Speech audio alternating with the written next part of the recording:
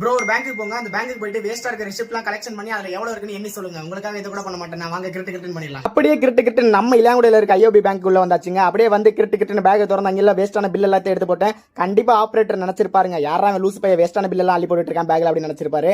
அப்படியே வீட்டுக்கு வந்து கிரிட்டு எல்லா பில்லையும் கொட்டி அதை பார்த்தா எல்லா பில்லுமே கசங்கி இருக்குங்க. கசங்கி இருக்கிற பில் எல்லாத்தையும் நேராக்கிறதுக்கு எனக்கு ஒரு நேரம் ஆயிடுச்சுங்க. நேராக்கி எனக்கு டயர்டாவே ஆயிடுச்சுங்க.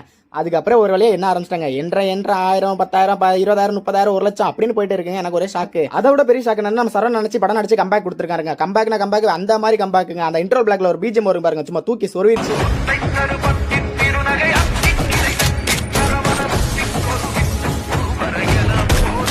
படம் அந்த மாதிரி இந்த மாதிரி வேற மாதிரிங்க. நீங்களும் மிஸ் பண்ணாம தியேட்டர்ல போய் பாருங்க.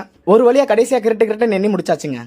மக்களை கஷ்டப்பட்டு இதை எண்ணி முடிச்சாச்சு. இப்ப இதுல எவ்வளவு பணம் இருந்துச்சுன்னா 3,23,000 இருந்துச்சுங்க. இந்தியன் ஓவர்சீஸ் பேங்க் நான் ஒன்னு சொல்லிக்கிறேன், இது ஜஸ்ட் ஃபார் ஃபன். நாளைக்கு என்னை பிடிச்சி குத்திடாதீங்க. Thank you so much. அடுத்து என்ன டாஸ்க் பண்ணணும்னு மறக்காம கமெண்ட் பண்ணுங்க.